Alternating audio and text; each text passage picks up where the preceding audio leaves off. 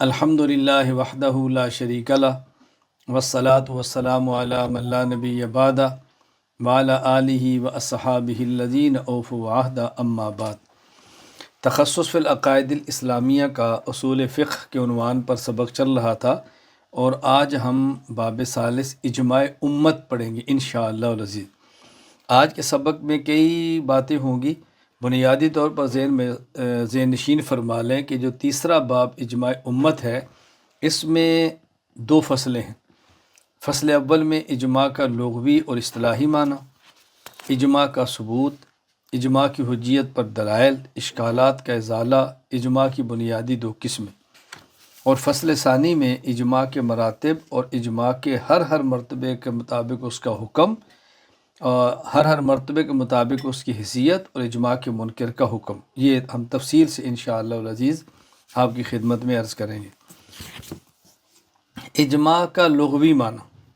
شیخ محمد اعلیٰ تھانوی رحمہ اللہ تعالی، وفات 1191 ہجری، کتاب کشاف اصطلاحات الفنون میں فرماتے ہیں: الاجماع فی اللغۃ هو العزم یقال اجمع فلان علی کذا ای عزم، والاتفاق یقال اجمع القوم علی کذا ای اتفقوا۔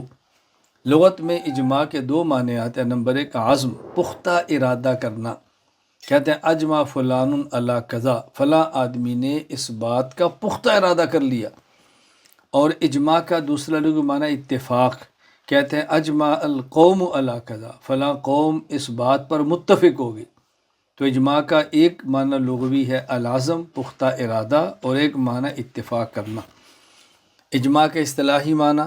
شیخ محمد اعلیٰ تھانوی رحمہ اللہ تعالی، وفات 1191 ہجری، کشاف اصطلاحات الفنون میں فرماتے ہیں: هو اتفاق المجتہدین من امت محمد صلی اللہ علیہ وسلم فی عصر علی حکم شرعی۔ امت محمدیہ صلی اللہ علیہ وسلم کے مجتہدین کا ایک زمانے میں کسی ایک حکم شرعی پر اتفاق کر لینا، یہ اجماع کا اصطلاحی معنی ہے۔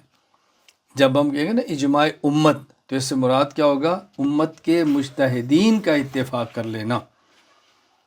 یہاں بات اچھی طرح ذہن نشین فرما لیں بطور فائدہ کے، کہ جب یہ کہا جاتا ہے کہ امت کا اجماع ہے، اجماع امت اس مسئلہ پر ہے، تو اس کا معنی امت کے ہر فرد کا کسی مسئلے پر متفق ہونا نہیں ہے، بلکہ وہ لوگ جو مسائل شرعیہ میں اجتہاد کے مقام پر فائز ہیں، ماہرین ہیں فقہ کے، ان کے اتفاق کو اجماع امت کہا جاتا ہے۔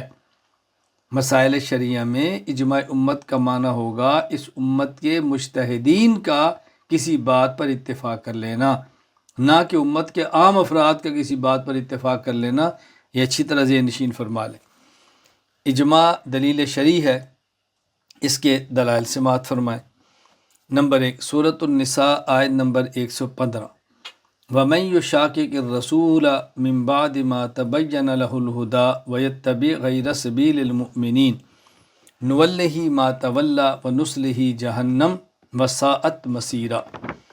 جو شخص رسول اکرم صلی اللہ علیہ وسلم کی طرف سے واضح ہدایات آ جانے کے بعد پیغمبر کی مخالفت کرے اور ایمان والوں سے ہٹ کر کوئی اور الگ راستہ اختیار کرے، تو ہم اس کو اسی کے اختیار کردہ راستے پر چلائیں گے، اور ہم اس کو جہنم میں داخل کر دیں گے، اور جہنم بہت برا ٹھکانہ ہے۔ فقی ابو اللیث نصر بن محمد بن احمد سمرقندی رحمہ اللہ، وفات 373 ہجری، اس آیت کی تفسیر میں، تفسیر سمرقندی میں لکھتے ہیں: وفی الآیت دلیل ان الاجماع حجت۔ اس آیت میں دلیل ہے اس بات کی کہ اجماع حجت شرعیہ ہے۔ دلیل کیسے ہے؟ لأن من خالف الاجماع فقد خالف سبیل المؤمنین۔ اس لیے کہ جس شخص نے اجماع کی مخالفت کی ہے، اس نے ایمان والوں کے راستے کی مخالفت کی ہے، اور اس آیت میں ایمان والوں کے راستے کی مخالفت کرنے پر جہنم کی وعید سنائی گئی ہے۔ تو اس آیت سے معلوم ہوا کہ اجماع یہ دلیل شرعی ہے۔ اس دلیل پر ایک اشکال اور اس کا جواب ذہن نشین فرما لیں۔ مجھ سے ایک آدمی نے اس پر سوال یہ کیا کہ آپ نے کہا جی اجماع حجت شرعیہ ہے، اس کی دلیل قرآن کریم کی سورۃ النساء کی آیت نمبر 115 ہے، وَمَن يُشَاقِقِ الرَّسُولَ مِن بَعْدِ مَا تَبَيَّنَ لَهُ الْهُدَىٰ وَيَتَّبِعْ غَيْرَ سَبِيلِ الْمُؤْمِنِينَ نُوَلِّهِ مَا تَوَلَّىٰ وَنُصْلِهِ جَهَنَّمَ۔ اگر کوئی بندہ آپ سے پوچھے کہ جس آیت سے آپ نے استدلال کیا ہے یہ آیت قرآن ہی کی ہے تو اس پر دلیل کیا ہے؟ میں نے کہا اجماع امت۔ تو اس نے کہا عجیب بات یہ ہے کہ آپ کہتے ہیں یہ آیت قرآن کی آیت ہے، اس پر دلیل اجماع امت، اور اجماع امت حجت شرعیہ ہے، دلیل قرآن کی یہی آیت۔ تو آیت موقوف ہوگی اجماع پر، اجماع موقوف ہو گیا آیت پر، تو اسے منطق کی اصطلاح میں دور کہتے ہیں، جو کہ باطل ہے۔ ایک چیز دوسرے پر موقوف ہے، وہی دوسری پہلی پر موقوف ہے، تو یہ دور ہے جو کہ باطل ہے۔ میں نے اس سائل سے کہا کہ آپ کے سوال کی بنیاد وہ دور کی تعریف معلوم نہ ہونا ہے۔ قطبی نے اپنی کتاب جو منطق پہ لکھی ہے اس میں تفسیر دور کی ہے، توقف الشیء علی ما یتوقف علیہ ذلک الشیء من جہت واحدہ، ایک چیز دوسری پر اور دوسری پہلی پر، یہ ایک دوسری پہلی پر موقوف ہو اور ان کے موقوف ہونے کی جہت ایک ہو، اسے کہتے ہیں دور۔ اگر جہت ایک نہ ہو، جہات میں تعدد آ جائے تو اس کو دور نہیں کہتے۔ اس کی مثال دی ہے کہ جس طرح باپ اور بیٹا، باپ موقوف ہے بیٹے پر اور بیٹا موقوف ہے باپ پر، لیکن توقف کی جہت الگ ہے۔ بیٹا اپنے باپ پر موقوف ہے اپنے وجود میں، اگر باپ نہ ہوتا تو بیٹے کو وجود کیسے ملتا؟ اور باپ موقوف ہے بیٹے پر باپ کہلوانے میں، اگر اس کا بیٹا نہ ہوتا تو اس کو باپ کون کہتا؟ تو بیٹے کا باپ پر موقوف ہونا اپنے وجود میں ہے، اور باپ کا بیٹے کا پر موقوف ہونا باپ کہلوانے میں ہے۔ جہت بدل گئی تو دور ختم ہو گیا۔ اسی طرح قرآن کریم کی اس آیت کا ثبوت یہ موقوف ہے اجماع پر، اور اجماع کا حجت ہونا یہ موقوف ہے قرآن کی آیت پر۔ تو اس آیت ہونا یہ ہم ثابت کریں گے اجماع سے، اور اجماع کا حجت ہونا یہ ثابت ہوگا اس آیت سے، تو توقف کی جہت بدل گئی، لہٰذا دور ختم ہو گیا۔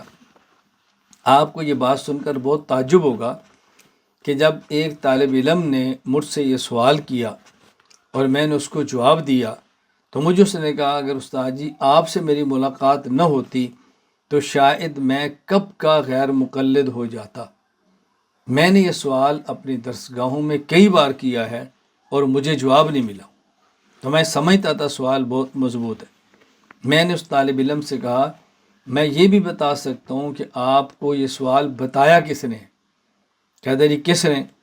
میں نے ایک عالم کا نام لیا کہ فلاں مماتی عالم تھے، غیر مقلد ہو گئے، اسی پر ان کا جنازہ اٹھا۔ کہا جی بالکل۔ تو مجھے کہتے آپ کو کیسے پتہ چلا؟ میں نے کہا میں اس فن کا آدمی ہوں، مجھے پتہ ہے کہ کون سا آدمی فنی ہے اور کون سا اشکالات پیدا کرتا رہتا ہے، ہمارا تجربہ ہے، مجھے اندازہ ہے۔ خیر میں یہ عرض کر رہا ہوں کہ اس کو ذرا اچھی طرح آپ ذہن نشین فرما لیں۔ دلیل نمبر 2، امام ابو عیسیٰ محمد بن عیسیٰ بن ثورہ الترمذی رحمہ اللہ تعالی، وفات 279 ہجری، سنن ترمذی کتاب الفتن باب ما جاء فی لزوم الجماعہ کے اندر حدیث نقل فرماتے ہیں، عبداللہ بن عمر رضی اللہ تعالیٰ عنہ نے فرمایا کہ رسول اللہ صلی اللہ علیہ وسلم فرمایا ان اللہ لا یجمع امتی او قال امت محمد صلی اللہ علیہ وسلم اللہ ضلالہ وید اللہ مع الجماعہ ومن شذ شذ الی النار۔ اللہ تعالیٰ میری امت کو، یا آپ نے فرمایا کہ امت محمد صلی اللہ علیہ وسلم کو ضلالت اور گمراہی پر کبھی جمع نہیں فرمائیں گے، اور اللہ کا ید جماعت کے ساتھ ہے، اللہ کا ید جماعت کے ساتھ ہے۔ یہ ید اللہ کی صفت ہے، اور متشابہات میں سے ہے، ہم یقینی طور پہ اس کا معنی قدرت اور طاقت نہیں کر سکتے، درجہ گمان میں کرتے ہیں، اور جو شخص جماعت سے ہٹ گیا وہ جہنم میں جا کے گرے گا۔ اس حدیث کی شرح کرتے ہوئے ملا علی بن سلطان محمد شرح مشکات المصابیح باب الاعتصام بالکتاب والسنہ کتاب لکھتے ہیں، وفی الحدیث دلیل علی حقیت اجماع الامہ۔ یہ جو حدیث پاک ہے، اس حدیث میں دلیل ہے اس بات پر کہ امت کا اجماع یہ برحق ہے، اور امت کا اجماع یہ حجت شرعیہ ہے۔ تو میں نے آپ کی خدمت میں ایک آیت پیش کی ہے اور ایک حدیث پیش کی ہے اجماع کی حجت شرعیہ ہونے پر۔ اجماع کی اہمیت کتنی ہے شریعت میں، ذرا اس کو اچھی طرح سمجھیں۔ میں اس پہ 2-4 حوالے پیش کرتا ہوں۔ نمبر 1، امام ابو بکر احمد بن علی الرازی الجساس رحمہ اللہ، وفات 370 ہجری، یہ فرماتے ہیں الفصول فی الاصول باب و تخصیص العموم بالخبر کے تحت فرماتے ہیں ولیس احد من اہل العلم یرا خبر الواحد مقدما علی الاجماع بل الاجماع اولا من خبر الواحد عند الجمیع۔ فرمایا اہل علم میں سے کسی کا بھی یہ نظریہ نہیں ہے کہ خبر واحد کو اجماع پر ترجیح ہوگی، بلکہ سب اہل علم اس بات پر متفق ہیں کہ اجماع خبر واحد پر راجح ہے۔ یعنی ایک طرف خبر واحد ایک طرف اجماع ہو تو اجماع مقدم ہوگا خبر واحد پر۔ حجت الاسلام ابو حامد محمد بن محمد غزالی رحمہ اللہ، وفات 505 ہجری، المستصفیٰ میں تحریر فرماتے ہیں فینظر اول شیء فی الاجماع، جب کوئی مسئلہ پیش آ جائے تو ہم پہلے اجماع کو دیکھیں گے۔ فَإِن وَجَدَ فِي الْمَسْأَلَةِ اِجْمَاعًا تَرَكَ النَّظْرَ فِي الْكِتَابِ وَالسُّنَّةِ۔ اللہ اکبر، ہم سے مراد میں اور آپ نہیں، فرمایا کہ جب کوئی مسئلہ پیش آ جائے تو مجتہد اور فقیہ یہ اجماع کو دیکھے گا۔ اگر اجماع کسی مسئلے پر مل جائے تو پھر وہ کتاب اللہ اور سنت کو نہیں دیکھے گا۔ کیوں؟ فَإِنَّهُمَا يَقْبَلَانِ النَّسْخَ، کتاب اللہ کی بعض آیتیں منسوخ ہیں بعض آیات سے، احادیث بعض منسوخ ہیں بعض احادیث سے، لیکن اجماع لا يقبلہ، یہ نسخ کو قبول نہیں کرتا۔ یعنی ممکن ہے جو آیت ہمارے علم میں ہو یہ آیت منسوخ ہو اور ناسخ دوسری آیت ہو، ممکن ہے حدیث منسوخ ہو اور ناسخ دوسری حدیث ہو، لیکن اجماع آنے کے بعد یہ شکوہ نہیں ہوگا کہ ممکن ہے یہ منسوخ ہو، اس لیے کہ اجماع کبھی بھی منسوخ مسئلے پر نہیں ہوتا۔ فالاجماع علی خلاف ما فی الکتاب والسنہ دلیل قاطع علی النسخ، اگر کسی مسئلے پر اجماع ہے اور مسئلہ وہ بظاہر کتاب اللہ اور سنت رسول اللہ میں ہے تو اس بات کی قطعی دلیل ہے کہ وہ مسئلہ جو آیت یا حدیث میں منسوخ ہے، یہ قطعی اس بات پر دلیل ہے۔ اذ لا تجتمع الامت علی الخطا، اس لیے کہ امت کبھی بھی خطا کے اوپر جمع نہیں ہوگی۔ تو آپ اندازہ فرمائیں امام غزالی رحمہ اللہ کے یہاں اجماع کس قدر اہم ہے۔ حافظ تقی الدین احمد بن عبد الحلیم بن عبد السلام رحمہ اللہ، ابن تیمیہ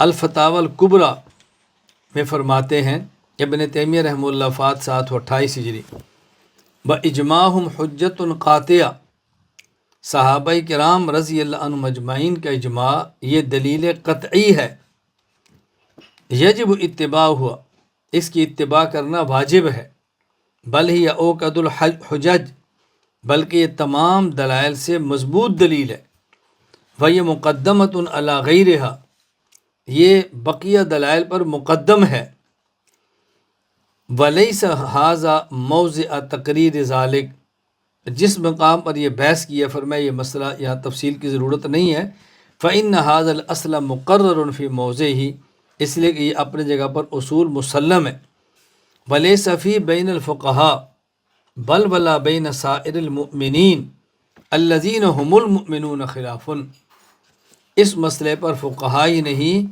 تمام ایمان والے جو واقعتاً ایمان والے ہیں ان کے درمیان اس مسئلے میں کوئی اختلاف نہیں ہے۔ یہ حضرت ابن تیمیہ فرما رہے ہیں، یعنی ان کے ہاں وہ فرماتے ہیں کہ اجماع یہ مقدم ہے بقیہ دلائل سے۔ یہاں آپ کے ذہن میں ایک سوال آئے گا، وہ سوال کیا ہے کہ دیکھیں قرآن کریم دلیل شرعی ہے اور آپ کہہ رہے ہیں کہ ابن تیمیہ کہتے ہیں یہ اجماع تمام دلائل پر مقدم ہے، تو سوال یہ ہے کہ کیا اجماع قرآن سے افضل ہے؟ کیا اجماع حدیث پاک سے افضل ہے؟ یہ سوال ہے، جو آپ ذہن نشین فرما لیں کہ اجماع قرآن کریم سے افضل نہیں ہے، اجماع حدیث پاک سے افضل نہیں ہے۔ ابن تیمیہ فرما رہے ہیں کہ اجماع مقدم ہے۔ مقدم کا معنی یہ موقوف علیہ ہے، یعنی اس پر بقیہ دلائل موقوف ہیں۔ میں اس کی مثال دیتا ہوں بات سمجھنے کے لیے۔ اگر کوئی بندہ آپ سے پوچھے کہ جو قرآن آپ کے پاس ہے یہ اصلی قرآن ہے، آپ کہیں گے جی ہاں۔ وہ پوچھے دلیل کیا ہے، آپ نے کہنا اجماع، تو گویا قرآن کا وجود ثابت کرنے میں آپ کو اجماع امت پیش کرنا پڑے گا، اور یہ اجماع پہلے ہوگا۔ مقدم ہونے کا معنی یہ ہے۔ اس کی اور ایک مثال میں توضیح کرتا ہوں کہ جس طرح نماز ہوگی کب؟ جب وضو ہو۔ وضو نہیں ہوگا تو نماز نہیں ہوگی۔ اب وضو نماز پر مقدم ہے، وضو نماز کے لیے موقوف علیہ ہے، نماز اس وضو پر موقوف ہے۔ اس کا معنی یہ نہیں ہے کہ نماز جو ہے وہ وضو جو ہے وہ نماز سے افضل ہے، یہ معنی ہرگز نہیں ہے۔ افضل تو نماز ہی ہے، لیکن پہلے وضو ہوگا پھر نماز ہوگی، وضو نہیں ہوگا تو نماز کیسی ہوگی؟ یہ فرمانا چاہتا ہے کہ اجماع مقدم ہے بقیہ دلائل پر۔ سلطان المحدثین ملا علی قاری رحمہ اللہ تعالی، وفات 1014 ہجری، مرقات المفاتی شرح مشکات المصابیح میں ارشاد فرماتے ہیں وقد قال عطاء الاجماع اقوى من الاسناد، کہ امام عطا رحمہ اللہ فرماتے ہیں کہ اجماع اسناد سے زیادہ قوی ہے، یعنی سند اتنی قوی نہیں جس قدر اجماع مضبوط ہوتا ہے۔ اجماع کی قسمیں ذہن نشین فرما لیں۔ اجماع کی قسمیں، اجماع کی بنیادی دو قسمیں ہیں۔ نمبر ایک اجماع کلی، نمبر ایک اجماع اکثری۔ اجماع کلی کی تعریف الاجماع الذي يتفق عليه جميع المجتہدین من مجتہدی اہل سنت والجماعہ۔ الاجماع الذي يتفق عليه جميع المجتہدین من مجتہدی اہل سنت والجماعہ، وہ اجماع جس پر تمام مجتہدین اہل سنت والجماعت کا اتفاق ہو، یہ اجماع کلی ہے۔ اس کی مثال سمجھیں۔ علامہ ابو بکر محمد بن ابراہیم ابن المنذر رحمہ اللہ، وفات 319 ہجری، کتاب الاجماع میں اس کی مثال دیتے ہیں وَأَجْمَعُوا عَلَىٰ أَنَّ الْأُمَّةَ تَحْجُبُ الْجَدَّاتِ، اس بات پر تمام علماء فقہا کا اتفاق اور اجماع ہے ماں اگر میت کی موجود ہو تو دادی اور نانی کو وراثت نہیں ملے گی، دادی اور نانی وراثت سے محروم ہوگی اگر ماں موجود ہو، اس پہ اجماع ہے۔ اجماع اکثری الاجماع الذی یتفق علیہ اکثر مجتہدی اہل سنت والجماعہ، اجماع اکثری وہ ہے کہ جس پر اہل سنت والجماعت مجتہدین کے اکثریت کا اتفاق، تمام کا نہیں، اکثر کسی پر متفق ہوں، اسے کہیں گے اجماع اکثری ہے۔ اس کی مثال علامہ ابو محمود بن احمد العینی رحمہ اللہ، وفات 855 ہجری، عمدۃ القاری شرح صحیح بخاری میں حضرت علامہ ابو محمد محمود بن احمد العینی رحمہ اللہ تعالیٰ نے صاحب ہدایہ امام ابو الحسن علی بن ابی بکر المرغنانی رحمہ اللہ وفات 593 ہجری، ان کی عبارت نقل کی ہے عمدۃ القاری میں، علامہ عینی نے صاحب ہدایہ کی، قال صاحب الہدایت من اصحابنا وعلی ترک القراءۃ خلف الامام اجماع الصحابۃ رضی اللہ عنہم، امام کے پیچھے قرات نہ کرنے پر صحابہ کرام کا اجماع ہے۔ آگے فرماتے فسماہ اجماعاً بے اعتبار اتفاق الاکثر، بعض صحابہ امام کے پیچھے قرات کے قائل ہیں تو اجماع کیسے ہوا؟ فرمایا اس کو صاحب ہدایہ نے جو اجماع فرمایا ہے اس کو اجماع باعتبار اکثر کے فرمایا، بمثل ھذا یسمى اجماع عندنا، اور اگر اکثر کسی بات پر متفق ہو جائے تو ہمارے ہاں یہ بھی اجماع کہلاتا ہے۔ تو ایک ہے اجماع کلی اور ایک ہے اجماع اکثری۔ فصل ثانی اجماع کے مراتب، میں نے کہا تھا فصل اول میں اجماع کی تعریف بیان کریں گے، اجماع کی قسمیں بیان کریں گے، اجماع کا حجت ہونا بیان کریں گے۔ آگے اجماع کے مراتب، ذوف اور قوت، یقین اور ظن کے اعتبار سے اجماع کے 4 مراتب ہیں۔ نمبر 1، صحابہ کرام رضی اللہ عنہم کا قولی اجماع۔ نمبر 2، صحابہ کرام رضی اللہ عنہم کا سکوتی اجماع۔ نمبر 3، صحابہ کرام رضی اللہ عنہم کے بعد کا اجماع جس میں صحابہ کرام کا اختلاف منقول نہ ہو رضی اللہ عنہم۔ نمبر 4، صحابہ کرام رضی اللہ عنہم کے بعد کا اجماع جس میں سابق مجتہدین کے اختلاف منقول ہو، خواہ وہ اختلاف کرنے والے مجتہدین صحابہ ہوں یا اختلاف کرنے والے مجتہدین صحابہ کے بعد کے لوگ۔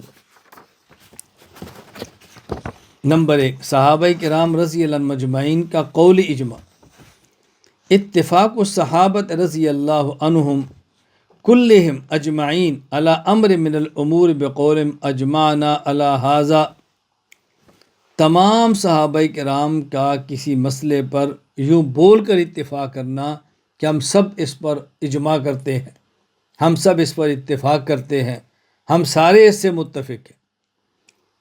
اور یہ جو اجماع ہے سب سے قوی اجماع ہے۔ اس کا حکم ھذا الاجماع مثل الآیۃ القرآنیہ والخبر المتواتر ویکفر جاہدہ، اللہ اکبر، یہ اجماع قرآنی آیت کی طرح اور خبر متواتر کی طرح ہے، یعنی قوت میں اتنا پختہ ہے کہ جس طرح قرآن کی آیت اور خبر متواتر کے انکار سے بندہ مسلمان نہیں رہتا، اسی طرح اس اجماع جو صحابہ کرام کا قولی ہے اس کے انکار سے بھی بندہ مسلمان نہیں رہتا۔ اس کی مثال اجماع الصحابۃ رضی اللہ عنہم علی خلافت ابی بکر الصدیق رضی اللہ عنہ، جس طرح صحابہ کرام رضی اللہ عنہ اجمعین کا حضرت صدیق اکبر رضی اللہ عنہ کی خلافت پر اتفاق ہے۔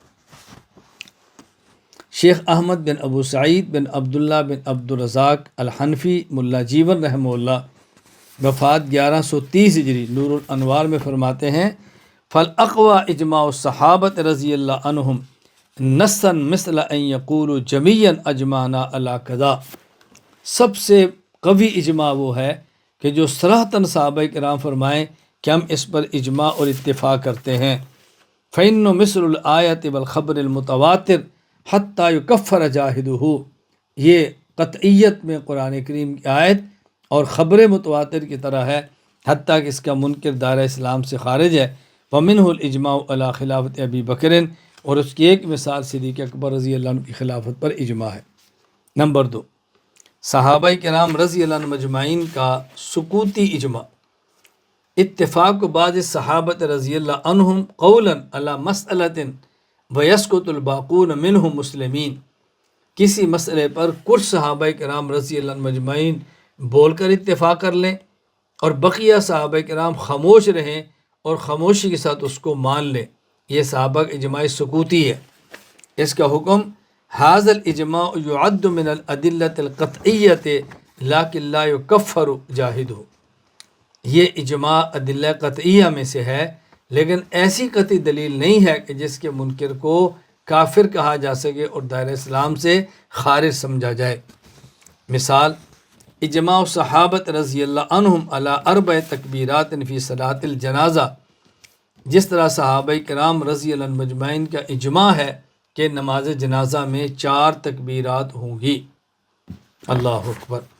علامہ علاء الدین ابو بکر بن مسعود بن احمد القاسانی رحمہ اللہ، وفات 587 ہجری، بدائع الصنائع باب کیفیت صلاۃ علی الجنائز کے اندر فرماتے ہیں وقد اختلف الروایات فی فعل رسول اللہ صلی اللہ علیہ وسلم فروی عنہ الخمس والسبع والتسع واکثر من ذلك الا ان آخر فعلہ کان 4 تکبیرات۔ رسول اکرم صلی اللہ علیہ وسلم سے نماز جنازہ میں تکبیرات کے بارے مختلف روایات منقول ہیں، کسی میں 4، کسی روایت میں 5، کسی میں 7، کسی میں 9 اور اس کے علاوہ بھی ہے، لیکن آپ کا جو آخری فعل ہے وہ 4 تکبیرات کا ہے۔ اس کی دلیل کیا ہے؟ حضرت عمر رضی اللہ تعالیٰ عنہ نے صحابہ کرام کو جمع فرمایا۔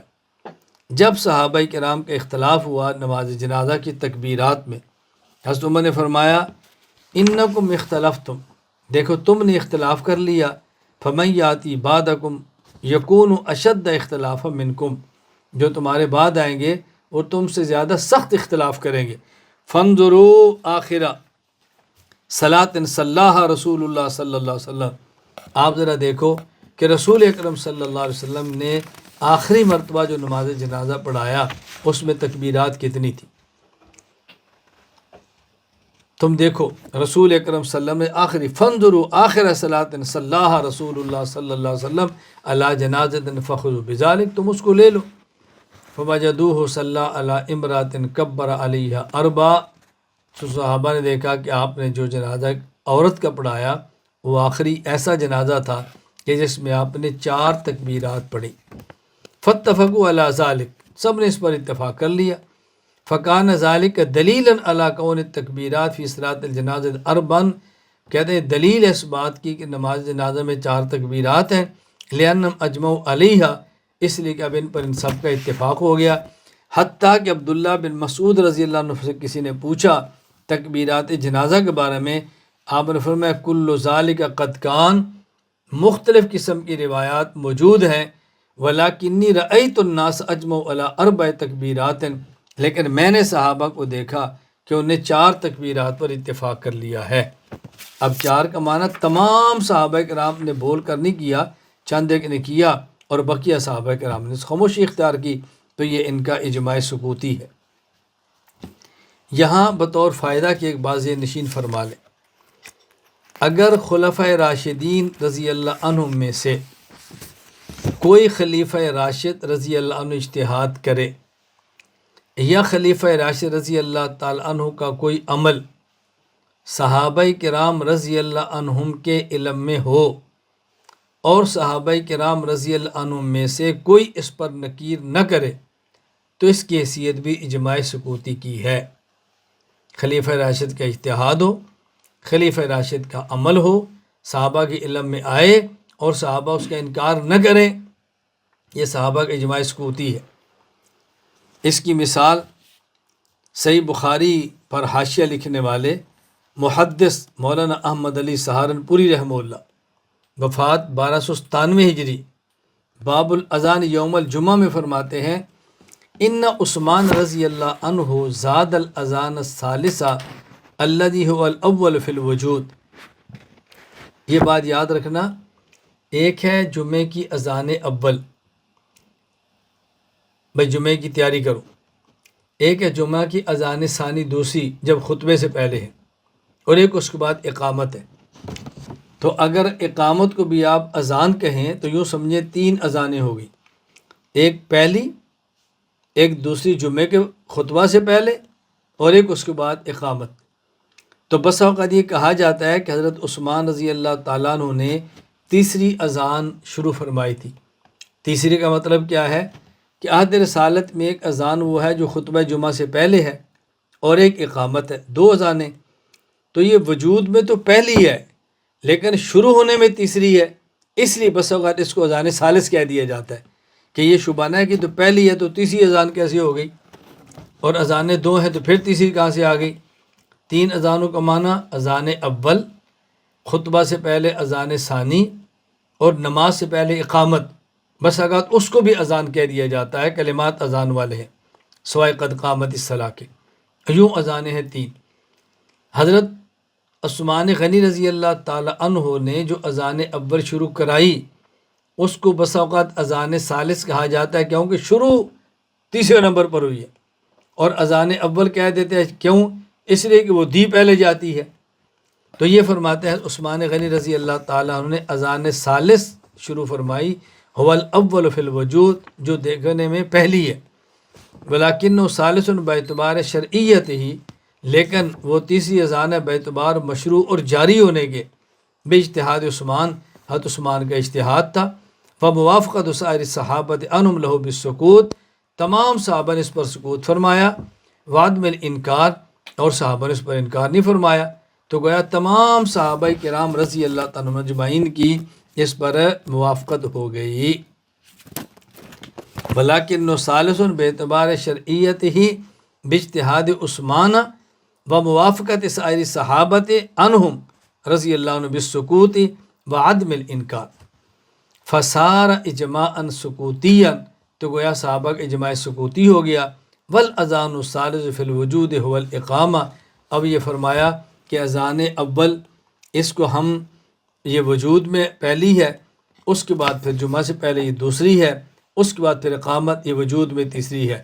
حضرت عثمان کی اذان کو جب اذان ثالث کہتے ہیں اس لیے کہ آپ نے اس کو شروع کروایا ہے سب سے بعد۔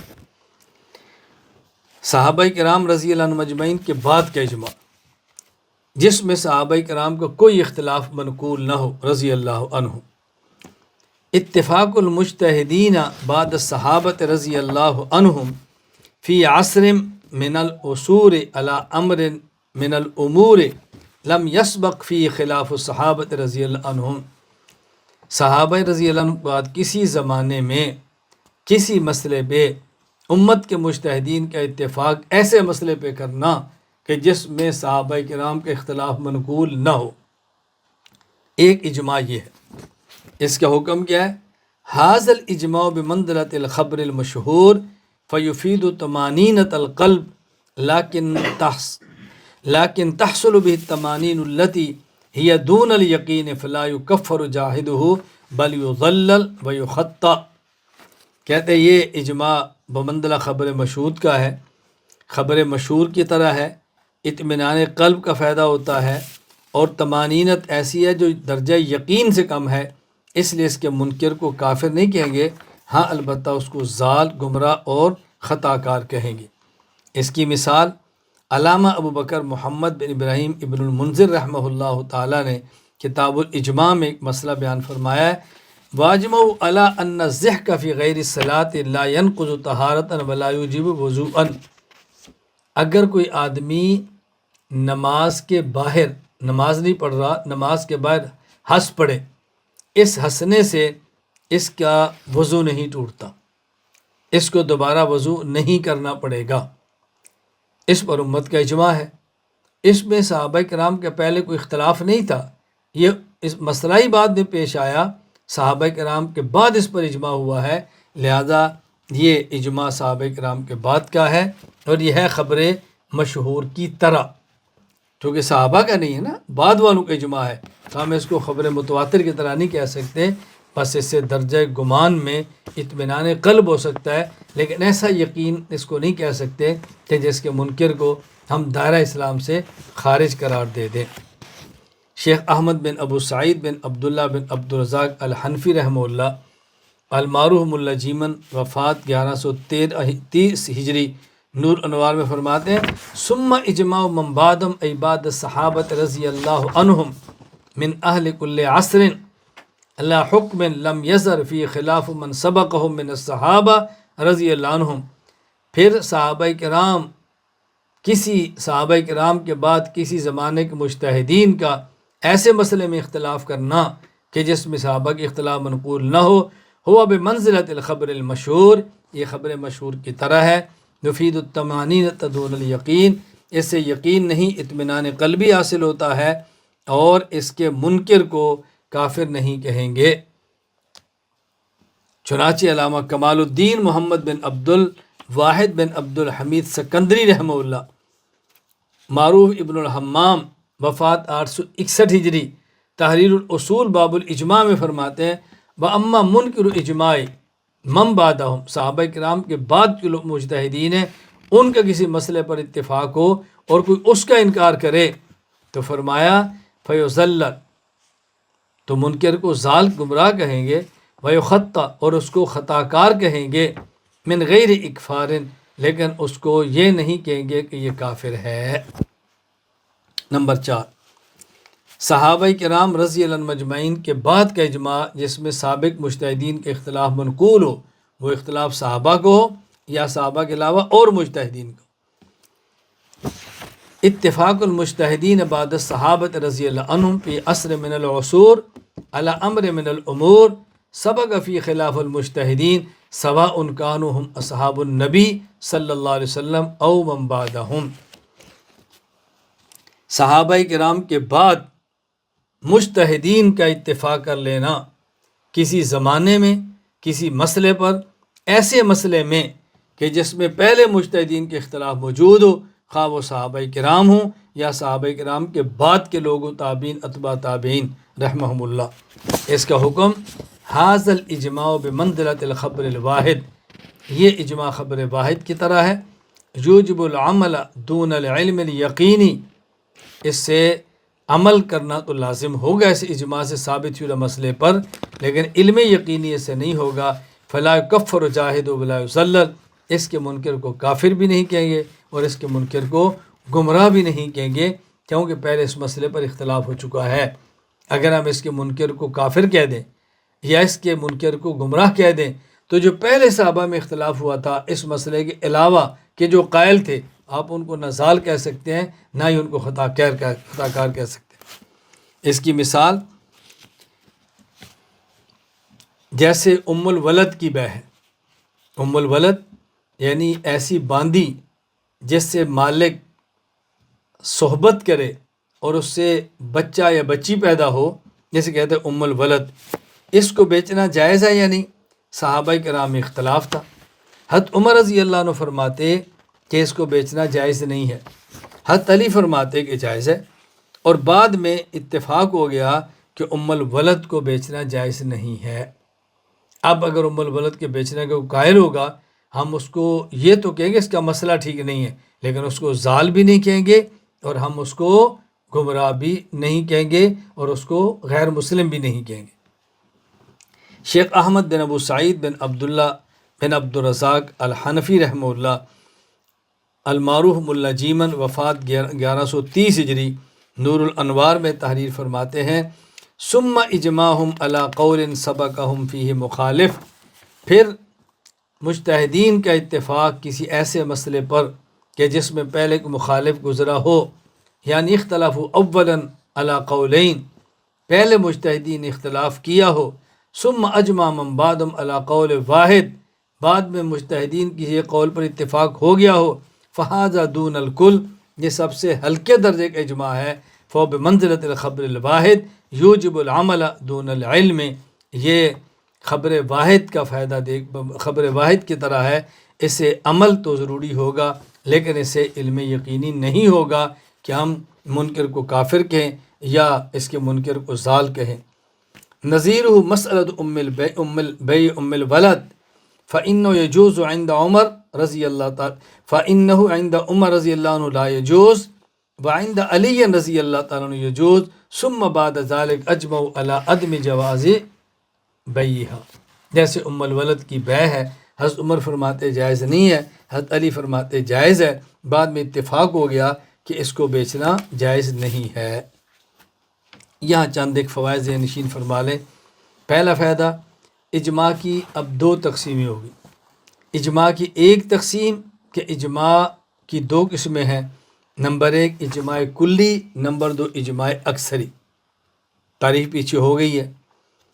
دوسری تقسیم اجماع کی وہ ہے اجماع کے مراتب کے اعتبار سے۔ یہ اجماع کی 4 قسمیں ہیں۔ صحابہ کرام رضی اللہ عنہم اجمعین کا اجماع قولی، یہ سب سے قوی ہے۔ صحابہ کرام رضی اللہ عنہم اجمعین کا اجماع سکوتی، یہ اس کے بعد کا ہے، دوسرا نمبر۔ صحابہ کرام رضی اللہ عنہم کے بعد کا اجماع ایسے مسئلے پر جس میں صحابہ کے اختلاف نہ ہو، یہ اجماع درجے میں تیسرے نمبر کا ہے۔ نمبر 4، صحابہ کرام رضی اللہ عنہم اجمعین کے بعد کا اجماع جس میں سابق مجتہدین کے اختلاف ہوا ہو، یہ چوتھے نمبر کا ہے۔ دوسرا فائدہ ذہن نشین فرما لیں کہ آپ نے گزشتہ تفصیلات سے معلوم کر لیا کہ ہر اجماع کا منکر کافر نہیں ہوتا۔ صحابہ کرام رضی اللہ عنہم اجمعین کا جو اجماع قولی ہے، اس کا منکر کافر ہے۔ صحابہ کرام رضی اللہ عنہم اجمعین کا جو اجماع سکوتی ہے، اس کا منکر ضال ہے، گمراہ اور خطا کار ہے۔ نمبر 3، صحابہ کرام رضی اللہ عنہم اجمعین کے بعد کا اجماع جس میں صحابہ کرام کا اختلاف نہ ہو، ہم اس کے منکر کو دائرہ اسلام سے خارج نہیں کہتے، اور ہم اس کو علم یقینی کے منکر کی طرح نہیں سمجھتے، ہم اس کو خبر واحد کی طرح ہم نچلے درجے میں لے آئیں گے۔ نمبر 4، صحابہ کرام رضی اللہ عنہم اجمعین کے بعد کا اجماع جس میں سابق مجتہدین کے اختلاف ہو، اب اس کے منکر کو کافر بھی نہیں کہہ سکتے، اس کے منکر کو ہم ضال بھی نہیں کہہ سکتے، اور ہم اس کے منکر کے بارے میں کوئی ایسا سخت حکم نہیں لگا سکتے۔ تیسری بات یہ ذہن نشین فرما لیں کہ جس فن کی بات ہوگی اس فن والوں کا اجماع معتبر ہوگا۔ اگر علم الکلام کی بات ہوگی تو متکلمین کا اجماع، اگر تفسیر کی بات ہوگی مفسرین کا اجماع، اگر حدیث کی بات ہوگی محدثین کا اجماع، فقہی مسئلے کی بات ہوگی فقہاء کا اجماع، اگر تصوف کی بات ہوگی تو مشائخ طریقت کا اجماع۔ تو ان کا اعتبار ہوگا جس فن کا مسئلہ ہے۔ چنانچہ امام نظام الدین ابو یعقوب اسحاق بن ابراہیم الخراسانی الشاشی رحمہ اللہ وفات 335 ہجری رسول الشاشی میں فرماتے ہیں، والمعتبر فی ھذا الباب اجماع اہل الرأی والاجتہاد فلا یعتبر بقول العوام بل متکلم بل محدث الذی لا بصیرۃ له فی اصول الفقہ۔ فقہی مسائل میں مجتہدین اہل الرائے حضرات کے اجماع معتبر ہے، عوام متکلمین اور وہ حضرات جو محض محدث ہیں، فقیہ نہیں، تو فقہی مسائل میں ان کی رائے کا کوئی اعتبار نہیں۔ اجماع کا سب سے پہلا منکر، اس دنیا میں سب سے پہلے جس نے اجماع کا انکار کیا ہے وہ ابلیس لعین ہے۔ جب اللہ رب العزت نے حکم دیا ملائکہ کو کہ سجدہ کرو، فسجد الملائکۃ کلہم اجمعون، تمام ملائکہ نے اکٹھے سجدے میں سجدہ کیا الا ابلیس، لیکن ابلیس نے سجدہ نہیں کیا۔ سورہ صاد آیت نمبر 73 اور 74۔ تو اجماع کا سب سے پہلا منکر وہ ابلیس لعین ہے۔ اجماع کے منکر کی سزا، اجماع کے منکر کی 2 سزائیں ہیں جو قرآن کریم کی سورۃ النساء آیت نمبر 115 میں موجود ہیں۔ نمبر 1، دنیا میں اجماع کے منکر کو ہدایت نہیں ملتی۔ نمبر 2، آخرت میں اجماع کے منکر کو جنت نہیں ملتی۔ وَمِنْهُمْ مَنْ يُشَاقِقِ الرَّسُولَ مِنْ بَعْدِ مَا تَبَيَّنَ لَهُ الْهُدَىٰ وَيَتَّبِعْ غَيْرَ سَبِيلِ الْمُؤْمِنِينَ نُوَلِّهِ مَا تَوَلَّىٰ، جہاں جاتا ہے خدا اس کو جانے دیتے ہیں، وَنُصْلِهِ جہنم، اور اس کو جہنم میں پھینک دیتے ہیں۔ تو یہ اس کی 2 سزائیں قرآن کریم میں ہیں۔ اس پر ایک اشکال، اس کا جواب ذہن نشین فرما لیں۔ اشکال یہ ہے کہ جب اس آیت سے معلوم ہوتا ہے کہ منکر اجماع کی دنیا میں سزا یہ ہے، اس کو ہدایت نہیں ملتی، تو ہم بہت سارے منکرین اجماع کو دیکھتے ہیں وہ ہدایت پر آ جاتے ہیں۔ حیات النبی صلی اللہ علیہ وسلم پر اجماع ہے، اس کے منکر حیات کا انکار کرتے ہیں، کتنے ہیں جو توبہ بھی کر لیتے ہیں، کتنے ہیں توبہ کر لیتے ہیں۔ تو بہت سارے ہم نے دیکھے، کتنے روافظ ہیں، صدیق اکبر رضی اللہ عنہ خلافت پر اجماع ہے، صحابہ کرام کا اس کے منکر ہیں، اور بعض رافضی توبہ بھی کر لیتے ہیں۔ تو یہ ہم کیسے مان لیں کہ منکر اجماع کو دنیا میں ہدایت کی توفیق نہیں ملتی؟ جواب ذہن نشین فرما لیں، منکر اجماع کی دو قسمیں ہیں۔ ایک منکر اجماع وہ ہے جو دلیل کی بنیاد پہ انکار کرتا ہے، ایک منکر اجماع وہ ہے جو ضد کی بنیاد پہ انکار کرتا ہے۔ وہ منکر اجماع جو انکار کرے لیکن بنیاد دلیل ہو، اس کو ہدایت مل جاتی ہے۔ کیوں؟ وہ دلیل کی بنیاد پہ انکار کر رہا ہے، جب اس کی دلیل ٹوٹ جائے گی، مخلص ہوگا، قبول کر لے گا۔ لیکن جو دلیل کی بنیاد نہیں، ضد اور ہٹ دھرمی کی بنیاد پہ انکار کرتا ہے، اس کو دلیل مل جائے گی تب بھی نہیں مانے گا۔ قرآن کریم میں ہے وَجَحَدُوا بِهَا وَاسْتَيْقَنَتْهَا أَنفُسُهُمْ ظُلْمًا وَعُلُوًّا، کتنے کافر تھے، وہ مانتے تھے، دل ان کا اعتراف کرتا تھا کہ بات ٹھیک ہے، لیکن علو اور ان کے اندر کبر اور غرور ایسا تھا، وہ حق کو زبان سے قبول کرنے کے لیے تیار نہیں ہوتے تھے۔ ایک بات اور ذہن نشین فرما لیں، ہم جو کہتے ہیں کہ کسی مسئلے پر اتفاق ہو امت کا تو یہ اجماع امت ہے۔ اگر کوئی شخص ایسا ہو جو خود فاسد العقیدہ ہو، اور اگر وہ کسی اجماعی مسئلے کا انکار کرے تو ان کے انکار سے امت کے اجماع پر کچھ بھی فرق نہیں پڑتا، وہ تو نکل گیا ہے، اس کا کیا فرق ہوگا؟ اس کی مثال سمجھیں، جس طرح امت کا اجماع ہے کہ اگر کوئی شخص کبیرہ گناہ کا ارتکاب کرے، زنا، شراب، چوری، سود خوری، کبیرہ گناہ کا ارتکاب کرے تو وہ کافر نہیں ہوتا، اس پہ امت کا اجماع ہے۔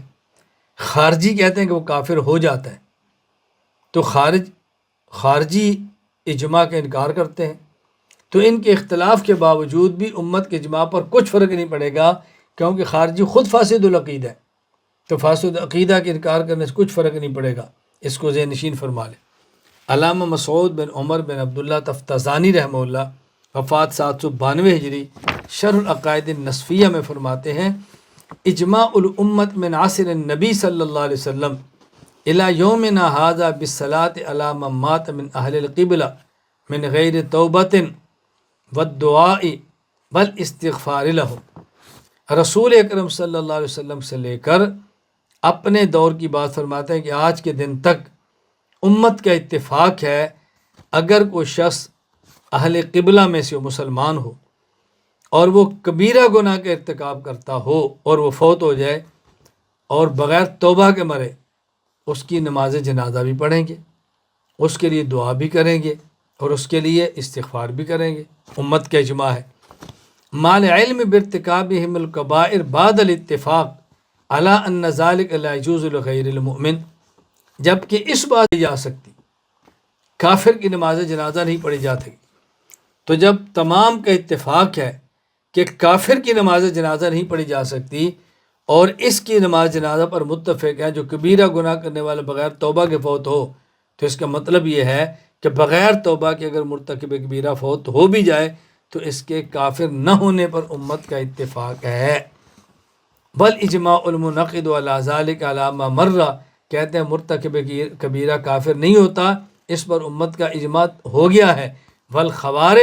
خوارج امن عقد علی اجماع فلا اعتداد بہم، اور خارجی یہ اس کا انکار کرتے ہیں تو ان کا کوئی اعتبار نہیں، کیونکہ وہ تو خود ہی امت سے نکلے ہوئے ہیں، خود ہی فاسد العقیدہ ہیں، تو ان کے انکار کا کیا اعتبار ہو۔ اللہ تعالیٰ مجھے اور آپ سب کو اصول فقہ پڑھنے کی، سمجھنے کی توفیق عطا فرمائے، اور اصول فقہ کی روشنی میں فقہ کو پڑھنے کی، سمجھنے کی اور اس کو پھیلانے کی توفیق عطا فرمائے۔ وآخر دعوانا ان الحمد للہ رب العالمین۔